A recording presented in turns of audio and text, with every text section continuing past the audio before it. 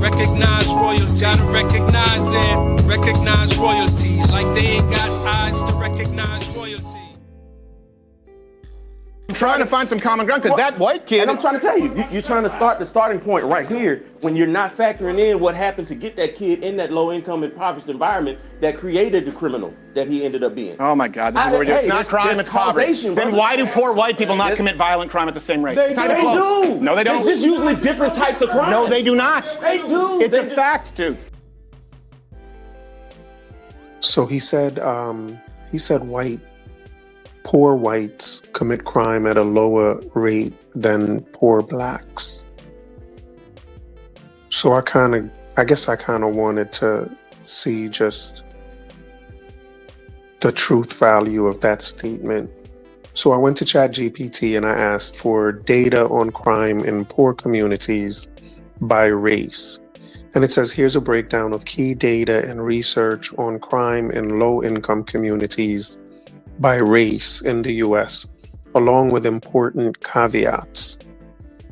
What the data shows: poverty or socioeconomic disadvantage by race. According to Kaiser Family Foundation, the KFF, poverty rates vary significantly by race or ethnicity. For example, Black and Latinx populations have higher poverty rates than the national average. Concentrated poverty, that is, neighborhoods with many low-income households, tend to overlap heavily with racial or ethnic minority populations. So poverty is higher in Black and Hispanic neighborhoods. Okay, it says crime, offending, or victimization by race. According to the Bureau of Justice Statistics report, race and ethnicity of violent crime offenders and arrestees in 2018 among non-fatal violent crime offenders, as measured via the NCVS and arrest data, white individuals accounted for about 52% of offenders, Black individuals about 29%, and Hispanics about 14%. The report states, a previous BJS report found that at each level of poverty, there were no statistically significant differences between whites and Blacks in the rate of violent victimization. And I'm just gonna, say, I guess, what it means to me. If you think I'm misrepresenting it, you can, say so in the chat. But, what I take away from this is that, so let's just go back over the data. It says white individuals accounted for about 52% of offenders. And I think white people account for close to 70% of the American population, maybe around 68 to 70% of the population. So they're 68%, and they account for 52% of non-violent crime. Black individuals about 25, 26, 29%. So Black people are 13% of the population, but account for 29% of non-fatal violent crime. So we are there is a disproportionality in the Black numbers. There was disproportionality in the white numbers as well, but it favored them. They are 68, they commit 52, that's disproportionate. We are 13 and commit 29, that's disproportionate in a negative way. Hispanics are about 14%, so Hispanics are quite proportional. Hispanics are about 15% of the population, and they account for 13, 14, 15% of non-fatal violent crime. And that's also, and I guess, when we talk about poverty, I believe that the poverty rates for Hispanics are also equal or comparable to the black rate, to the black poverty rate as well. So it does appear that poverty or not, black folks are more violent, at least than Hispanics. And given the fact that their numbers are disproportionate in the wrong direction, I think it's fair to say that we are also more violent than white folks, poverty or not. All right, so it continues to say, according to the Federal Bureau of Investigation, Crime in the U.S. 2019, Table 43. In 2019, 69.4% of all individuals arrested were white, 26.6% were black, and 4% were of other races. So even there, again, whites are proportional, about 69%. Black folks are disproportional in the wrong direction. And Hispanics and everyone else, I guess, would be either proportional or disproportional in the right direction.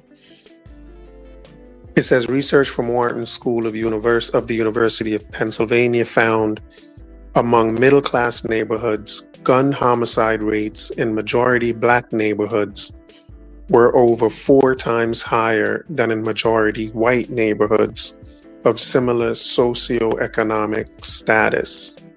So, that doesn't work in the favor of black folks either. It says research from Brookings Institution and others suggest that when neighborhood level socioeconomic, which is poverty, education, food insecurity factors are controlled for, race per se is less predictive of violent crime rates than structural disadvantage. So it's not because of their race, it's because of structural disadvantage. And those are the ways that to explain the differences in the crime rate. But regardless, the crime rate is different. It's true that black neighborhoods are more violent. Key relationships: there is a strong relationship between community disadvantage, which is poverty, low education, concentrated disadvantage, and elevated crime violence. Communities of color are disproportionately represented among disadvantaged neighborhoods due to historical and structural factors like segregation and underinvestment. The racial invariance hypothesis, it suggests that disadvantage rather than race is the primary driver of higher crime in disadvantaged communities across racial groups. So again, that's kind of like a concession that there is higher crime in disadvantaged communities. So, if we are doing a fact check, it would be factual. But, the reasons for why that is, not that Crowder suggested it, but it's not because of race. It's because of what's being called racial invariance, or just disadvantage is what explains the difference. It says important caveats and nuance. Correlation does not equal causation. Poverty and disadvantage are strongly correlated with crime, but being low income does not cause criminal behavior in a simple way. For example, some research argues that poverty alone doesn't fully explain racial disparities in violence. And I guess that would explain why the black numbers are disproportionate in the wrong direction, while other groups are either disproportionate in the other direction or just proportionate. It says race is entangled with structural factors. The fact that majority black or majority Latinx neighborhoods have higher crime rates is tightly connected to historical segregation, unequal investment, police and practices, education, and employment disparities. not simply individual race. Victimization versus offending. Some data show that at the same level of poverty, victimization rates between blacks and whites don't differ significantly. But other research shows disparities in homicide or gun violence in majority black neighborhoods, even with similar SES. So it depends on who you ask. Granularity matters. Neighborhood level analysis revealed that even among middle-income neighborhoods, factors like racial composition, segregation, and neighborhood investment matter. So it's not only poverty versus not, but which neighborhood, what history, what investment. Reporting and enforcement biases. Arrest data, stop and search data, and policing practices vary by race, which may influence how crime statistics are collected and interpreted. For example, more police presence in certain neighborhoods may lead to more reported crime, even if underlying behavior is similar.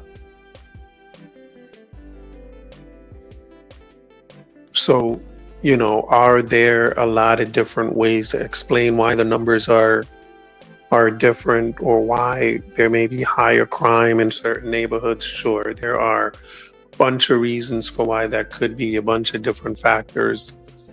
But regardless, the fact is that the rate is higher. So what to take away? Low-income, disadvantaged communities face higher crime rates and victimization. Racial or ethnic minority populations, Black and Latinx, are overrepresented in these disadvantaged communities because of structural and historical factors. But race alone is not a consistent, independent predictor of crime when you control for neighborhood disadvantage, segregation, investment, etc. Policy interventions that only focus on race without addressing neighborhood investment, education, employment, policing practices, and segregation are likely to miss key causes. The story is complex. Crime plus poverty plus race interact in layered ways. The strongest leverage points appear to be structural disadvantage and neighborhood conditions. So I would say that Crowder, he passed the fact check. He is correct, but it's questionable whether or not, the reason that he presents or wants to present is actually, valid reasons. And I really shouldn't, because he, in fairness to him, he didn't really provide any reasons either. He just made it clear that the numbers were different. So, again, just on that level, he was correct.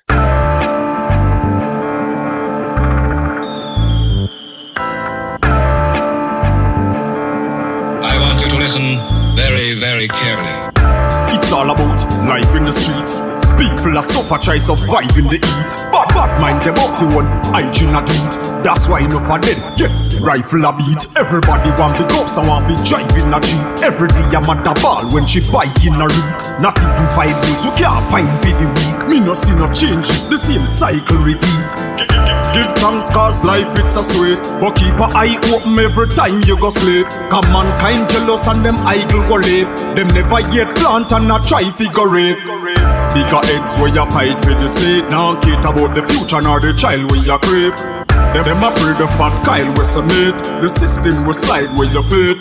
Inna the streets where we born and grow. Only Jah know and nobody know. When we talk about ghetto life, talk about ghetto life. Everybody a priest and them want it though. That's why them a speed and they pan the go. Cause this a real ghetto life.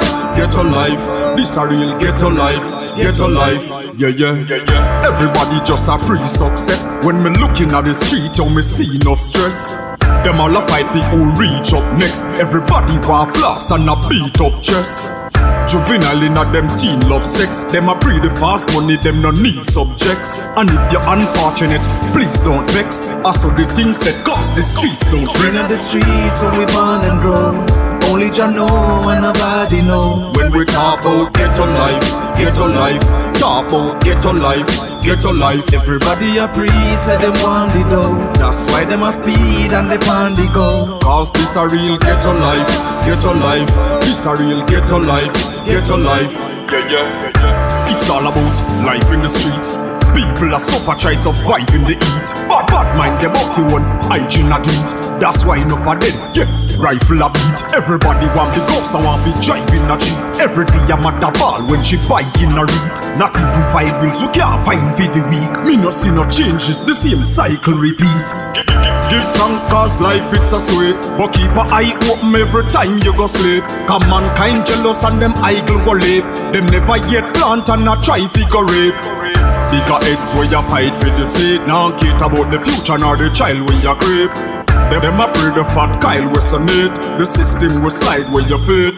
In the streets so we born and grow.